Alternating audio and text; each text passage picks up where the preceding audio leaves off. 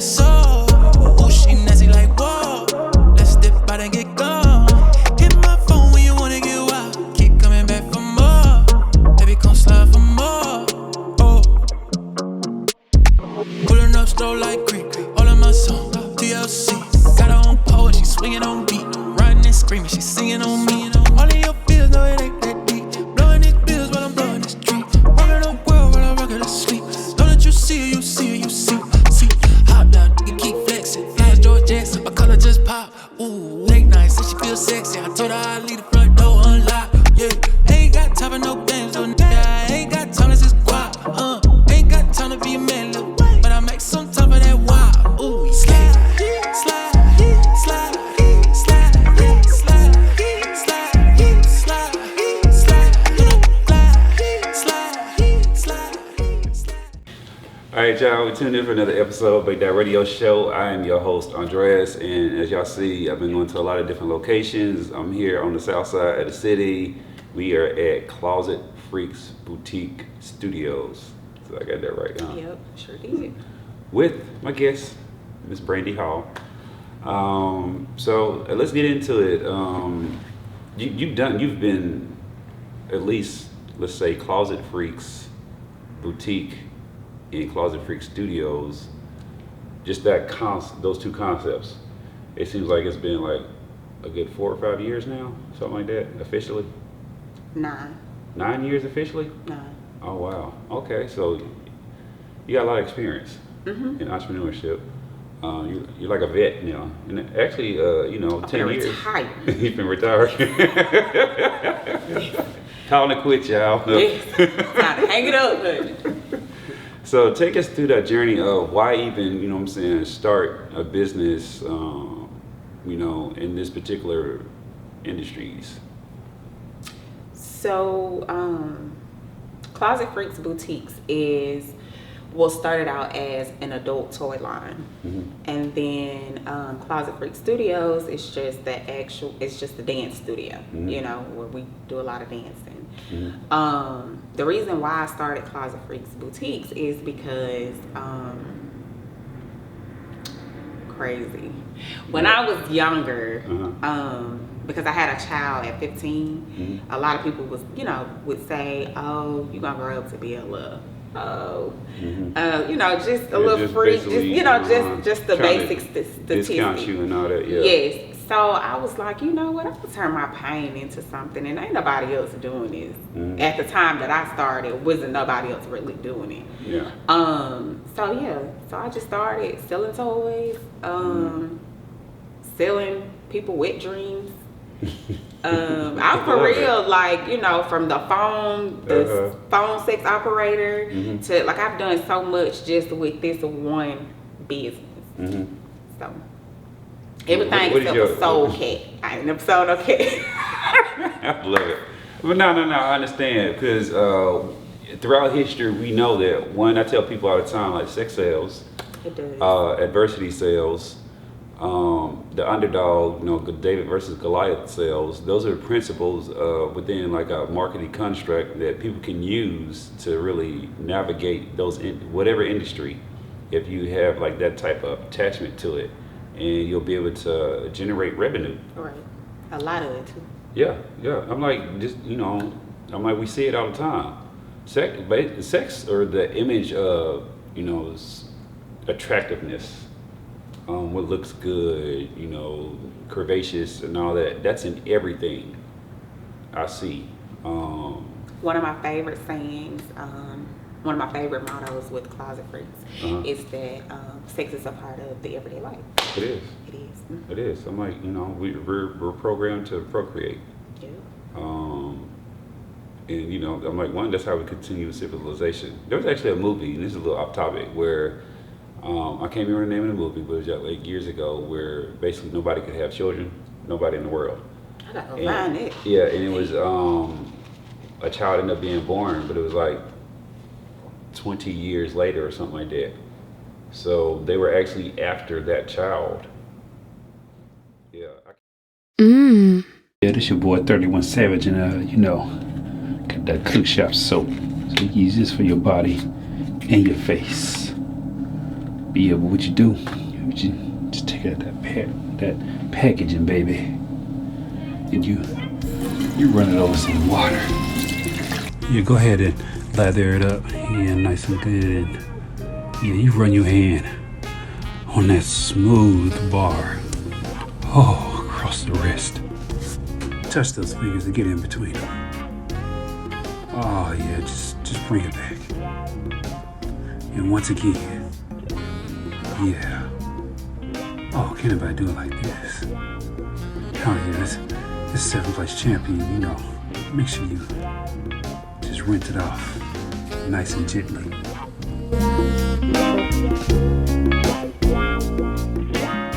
So with Closet Freaks, boutique, offering the toys and stuff like that, the adult novelties, and then also doing the dance classes.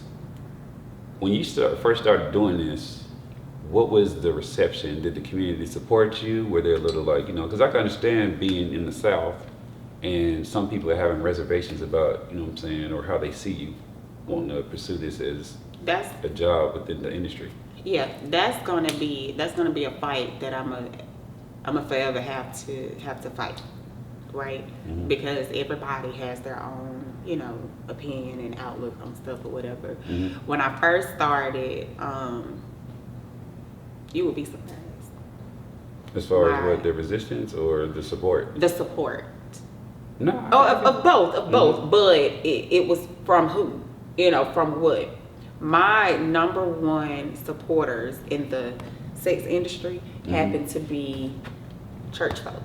My number one supporters in the pole industry happen to be people that suffered from low self-esteem, Mm-hmm. rejection, just all of that. Mm-hmm. And the people that talk, that I got the backlash from are the people that society feels like is, they got it all together. Mm-hmm. When in reality, they ain't happy. Yeah. Because they feel like, deep down, they feel like they can't do that. Mm-hmm. So because they feel like they can't do it, they feel like they gotta, Mm-hmm. they gotta talk down on the people that are doing it. Mm-hmm. So The church folks don't surprise me though, because actually I've seen the studies where that's why what happens in the closet stays in the closet. and I love that saying too. It's like when you go to Vegas, but it goes what happens in Vegas stays in Vegas. I've seen like even just if people going to look at it as a historical context, the church is one of the most on the top layer repressed conservative, but they're the most like sexual out there, like doing stuff that people wouldn't even realize that people are doing. It's like a night and day type situation. You want to know why? Yeah, because I'm like because one. Do you really want to know why? Okay, why? Because they're a closet freak. But they have to be because of the way that society likes to judge and how they judge themselves internally. Yeah, I was gonna say that's gonna work. That works. That's weird because Mm-hmm. outside of them being the closet freak, they're judging, Mm-hmm. and I'm like, Yeah, I don't like that. yeah. To me, that's why I don't like to have conversations with like uber religious people because we don't see eye to eye, and they're not going to get me to see what they see because. I would have asked them, when did you have sex with your husband before you married him, or did you have sex with your wife before y'all got married? Because if we really gonna get all into it, we ain't all nobody perfect. Yeah, no one's perfect, but also why are we striving to be perfect anyway? I ain't got but one life to live. I'm gonna live that mug. Exactly. So we have to do the things that we feel passionate about and that we want to do. So how has it been for you, like being an entrepreneur and like waking up and grinding and stuff like that? Do you feel like it's been rewarding like you thought it would be, or It's a what do you call it? It's a blessing and a curse. Mm-hmm. I guess that's the words I want to use. Those are the words I want to use because some days I be wanting to call in, Mm-hmm. and I'd be like, hey, ain't got nobody to call in to. I'm my own boss. If I don't get out here and get it, I'm not gonna get it. But sometimes it have been times where I've been able to, on the flip side with the boutiques, I've been able to make money in my sleep. And it's one of the best feelings. You know, I ain't gotta do nothing. I'm asleep. And the money is just coming.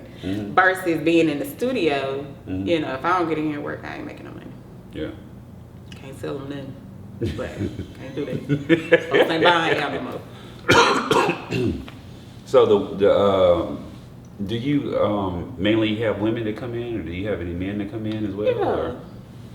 These men, I be about ready to knock them down.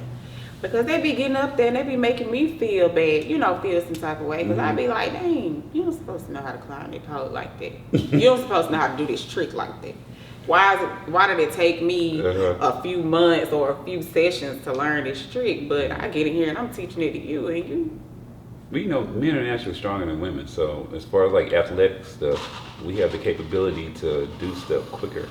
But what I can say is, like, I spoke with a young lady down in Fort Valley, and she has a fitness studio, and she has been training athletes and showing them like how to really stretch and Where's she at? I need her. She in Fort Valley.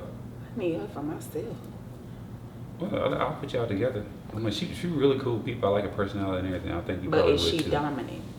What do you mean dominant? Because I don't need nobody weak around me that's just Oh, gonna no. let me do what I Okay, want to so- do. I need somebody that's gonna put me in a chokehold and say, "This is what you gotta do." I mean, because I don't have self-discipline. No, I understand that. No, she's very dominant, and that's one of the things I actually like about her. When I met her, I was at the wrong location. So when I got to the right location, she was just sitting there talking or whatever, just snapping at me or whatever. And I actually appreciated that, because I don't get to run into that many people that actually say something. I like when people are direct and just say something. Now, I don't have to agree with what you say, or you know, I don't feel any type of way about it, but I do respect you voicing your opinion. And we just hit it off, and then in the interview, it was a fantastic interview. So I'll put y'all two in contact with one another. I think she would actually appreciate that. She has clients that actually come from Macon down to her place, and she has a nice place. But anyway, she trains like some athletes and stuff, and what she realizes is that they never stretch. They're used to doing just physical, short type spurts and stuff like that. And when they go through her regiment, their knees are buckling and stuff like that, and they can't even keep up with her. Hey, I don't want to come So, back. I'm hurting today. I think that's where women, you know what I'm saying, dominate in the areas of, you know, flexibility and, you know, like cardio and stuff like that, as opposed to men is just more about brute strength, short spurts, because I'm like, we don't stretch like we need to. Yeah, I don't even exercise, so we'll have to say, you hear cardio and stuff. So, have you felt like, you know what I'm saying, or have they told you, your clients and stuff and customers, how you've changed their lives and stuff and given them that self-confidence back? You want to know, the only thing that really keeps me going is that. Because that when the situation was going on with, you know, the people coming in and stuff, I wanted to shut it down. I wanted to shut it down so bad. But I still had customers that was coming in, customers that was double booking, you know, and with the wood and stuff, I cannot be in closed areas. Like, you know, I go into a panic mode real bad. You claustrophobic? Very. Okay. So, you know, I had people, you know, coming in, and I'd be like, you know, y'all, I'm sorry for this, that, and that. We good, you know, because this is how I get away from, you know, the world. Like, I come in here, I use this, you know, like as my outlet. And, you know, I've been told that throughout the years, but that right then and there, like, you know, it gave me another, it awoke something inside of me, you know, to keep going with this, because they ain't stopping me, and they ain't, you know, they not allowing me to stop, so I can't, you know, give up on them. You know, so, and then I got videos and stuff, you know, of the testimonies and stuff, and that right there really kept me going. It keeps me going, because no matter what, these people, you know, coming in here smiling and stuff. Yeah. How has social media, and actually, let's back up. Your business went through the pandemic. Right. How did that shape your business? How did you have to pivot? Close that mug down. Because I got kids at home. Mm-hmm. I got children, you know, they ain't going to school, so I ain't coming here. Mm-hmm. You know, I can't afford to give my kids what it is, you know what I'm saying, that's out here in the world. Mm-hmm. I can't afford to take that back home to my children. Mm-hmm.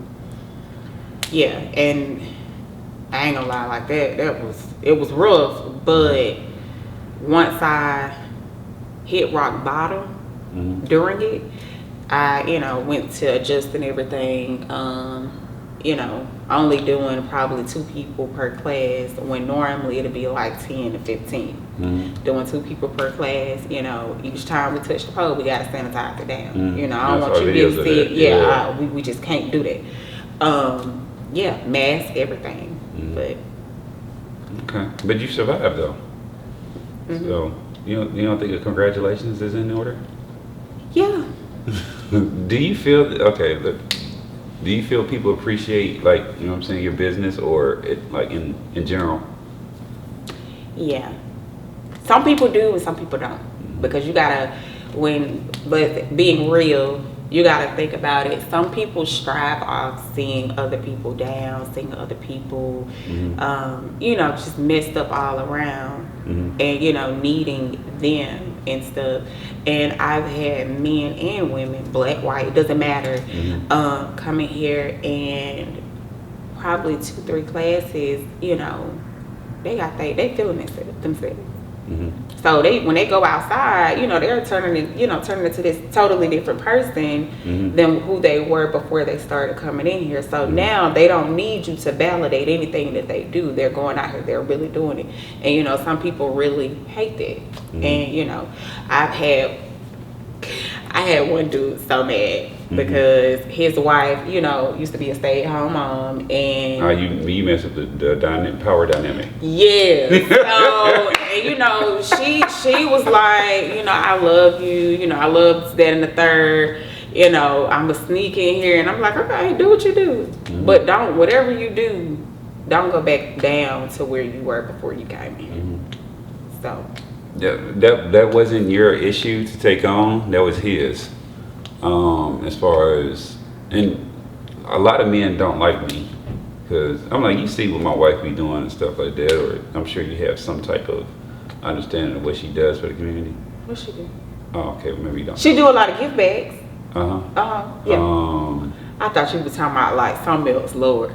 No. What I'm saying is, like, she's a pillar in the community, and she provides a lot of opportunities for others, and she's community focused. Like, she is a true definition of a social worker, and that's what, like, social work is, and like all the stuff that she has accomplished, and like the whole Making Mental Health Matters initiative. You heard about that? So that was because of her. Yeah. She's transforming this whole community, and she invigorates, like, so the cleanups and stuff that happen. She's been doing cleanups for years now. It started with her doing her cleanups, and then other organizations want to get involved, and then now she's got in the city doing their own thing as well. And we still do cleanups for, like, Napier Heights and all that. She's just an advocate for all of that. That's a blessing. And like in some areas, she outshined me. Like, more prestigious people know her, right? And I'm proxy of that. And more like just regular folks and, you know, people in different industries know me. And I don't take that any type of way. I actually love it. But I'm saying this for the point of, I support her in all of that. I want to see her shine. I'm not controlling like some men are traditionally raised, especially in the South. And I'm like, we need to let go of that as men. I think we do, because even if we look at it statistically, right? Black women are being more educated, right, than any other counterpart. Black women starting businesses at an alarming rate compared to any other counterpart. And y'all are succeeding and crossing barriers that other counterparts wouldn't be able to even get past. And y'all doing more with less. That's it. What's the more with less? So to me, we should be like, pouring into y'all. Yeah, as I'm society. happy I got this. So that's just my spill on that. So let's switch over to like social media and how does that affect your business? Because I have a separate business called the Cook Shop and it's hemp based. So Facebook and Instagram, I think it's weed when it's not, but I'm not allowed to post and boost that post through advertising Facebook or Instagram because they threaten to shut down the account. Yeah. You get the same? So I don't advertise. No, I'm saying like I don't advertise Closet Freaks boutiques. Okay. No more. I just I don't. I need to, but I can't. Mm-hmm. Or because I don't have the time. I don't have the emotional stability to, I don't know how to really put it. I can't risk everything for one thing.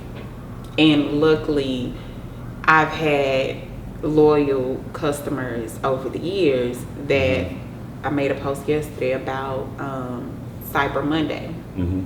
Cyber Monday always does well or whatever. And it's like, dang, I was thinking like, dang, I ain't even get to, advertise it. And I still, made well with my sales. Mm-hmm. And, but with the dancing, I can post about it all day. But I'd be so scared because of the repercussions behind it. Yeah, of the, I've been flagged so many times by, Closet Freaks boutiques. So, yeah. Okay, I definitely can understand that. So where do you see yourself moving forward, and like, do you really want to expand and keep growing, or like, where are you at right now? With this, my children are getting older, and children do and say everything that they see their parents do and say, and my children have always had that entrepreneurial mindset, and they're 4, 5, 9, and 12. Well, my 12-year-old, he was like, "Ma, I don't want no dealings with that," But my younger kids, they ready. They been ready. My 9-year-old started out when she was 4. She used to want to do she wanted an ice cream truck. And got her an ice cream truck.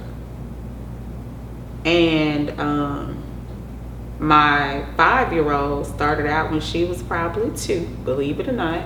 She always loved, painting people's nails. Just imagine this little 2-year-old going around wanting to paint everybody's nails, from my daddy on down to my uncles, just everybody, allowing her to do so, letting her express herself with this. So I started them a mobile kitty spa. And now they're both at the age where they want to do hair. Okay. And I feel like I'm done with this, like with the whole entrepreneur thing or whatever. But my children are. They're just beginning. So I feel like I'm at the age and I'm at the height. I'm at the point in life right now where like I can shut all this down, because I didn't and give my main focus to them, let it all just be about them. I'll still run Closet Freaks boutiques because that's my heart, that's the way we make, we eat and stuff. But in reality, I want to be a farmer. Yes. And I've been trying to do that for about a year now. And but they make some black farmers on Saturday. Yeah, all of this would get in the way, and I'm just like, you know what? How so? Because outside of this, and being at the time being a single mom, and trying to just, and then not only that, operate my children businesses and stuff or whatever, none of it would all just crash. And people would say, you know, all the time, they still said, you got to give something up because you're going to be, you know, burnt yourself out. And I tell them all the time, we'll start when I'm dead and gone. But for right now, I got to make this money. I got to make memories with my kids. You know, I got to do all of this stuff that I didn't see my mama, my grandmama, and all of them doing. You know, I'm the first in my family to you know, just do the whole entrepreneur thing. I sense that. Yeah, so I didn't, you know, it wasn't a thing of that, you know, I had my mama or somebody in the family to look up to. And to be honest, I ain't had nobody to look up to in this. Been doing it all, you know, trial and error, fail, get back up. Okay, now I know what not to do this time, so let me come a little bit harder with it. And, you know, done with it. Ready to ride horses, lay my little crops and everything, have my children running out there picking up the corn and stuff for me. Okay. Because I ain't gonna do it. I love it. But no, I like the fact that you want to grow stuff though. I can give it that. I definitely love it. But so for anybody out there, or did we not touch on anything that you want to talk about? Not giving up. Oh, you go ahead. You No. I was gonna say, like, you know, I was just gonna close it out, whatever. Like people, you know, tell them where to go as far as like they want to support, you know, Closet Freaks Boutique, and you know, get their adult novelty toys and stuff like that. But I just want to make sure that that I touched on pretty much everything. But if there was something that I didn't touch on, you know. I'm a dominatrix. Okay. Yeah. That's me. I'm a sex coach. Okay. So when I said that it was Closet Freaks being everything, I wanted to make sure I touched everything that, you know, this, because I'm risking it all. So I want to make sure that, you know, I'm risking it all for something. So, I interviewed, actually, my counseling business, we get a lot of interns. And a few years back, we had a young lady go through getting her master's degree and interned with us. And she's a sexologist.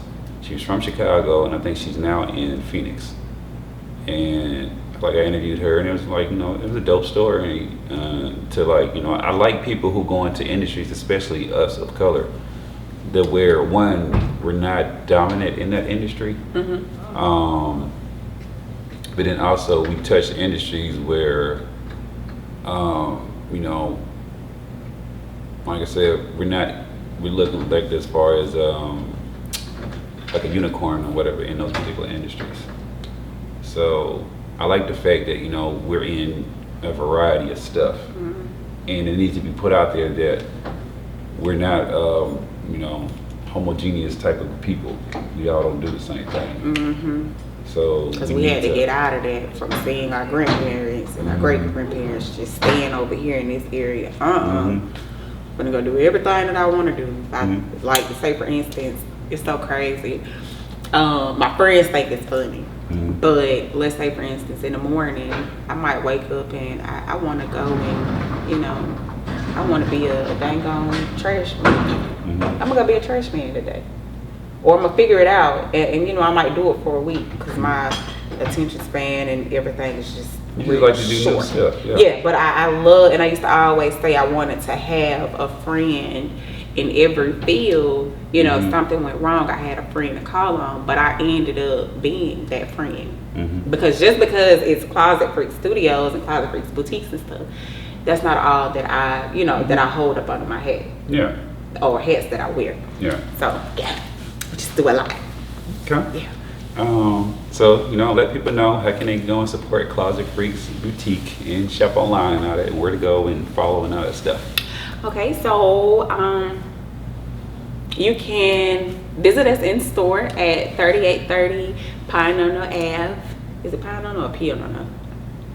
Okay, so it's Pionono because it's Indian, but Really? like Omogi and all that. Those are like Indian names. Now, when I listen to GPS, I love it because they were like Pionono. Yeah, I didn't know that. That's weird. Macon has a lot of Indian. We ain't been. This culture. ain't no Indian. Former reservation. I don't know. We would have to go back and look at the topography history and stuff like that. So. Yeah. that's another story. But anyways, you can come in the store and visit us at 3830 Pioneer Ave here in Macon. You can reach us by phone at 770-733-8774, or you can visit us on the web at www.closetfreaksboutiques.com. There you're able to find toys, book sessions, all of that. Well, ma'am, thank you for allowing me to come in and you tell your story. I've enjoyed this interview thoroughly. But y'all make sure y'all support, and always, if you have not, go and download the Make That Radio Show app. And also remember, y'all can send stars. You know, that's how I make money. And you know, I want to keep continuing doing this. I think everybody should do an interview. Like, we'll do an interview with you, because I really, honestly, I felt like it was gonna be a basic in and out, like the little short ones. But I didn't really expect for you to go all into depth, and I really like that, because a lot of us really have stories and stuff that we really need to be told, because somebody else probably stuck right here where I was stuck, and now they done heard my story, so now they know what they really do. Well, that's what I learned through this whole process, and that's why I continue to do it, and that's why I tell people this is why this is different than news and stuff. News will give you, like, they do the fluffy. They might talk to you for 5 minutes, you get 30 seconds. Chop and screw. This allows you to tell your story, and I've been doing it for so long that, I know how to pull, like, conversations, and I know how to connect. Like, I tell my kids all the time, I get paid to talk. So, you might as well be good at it, and people enjoy them. And people like still literally watch the interviews, and I'm like, I watched that whole interview, and it was just, fascinating and informational and all that. And it's supposed to be that. Those are what you strive to do. But I appreciate and I respect the craft of journalism, even though I'm not a journalist credential. But anyway, thank y'all for tuning in, and y'all make sure y'all go and support and download that app. Со мной молодые братья, мы возьмем котлеты наличных себе на завтрак. Сегодня-завтра, неважно как я.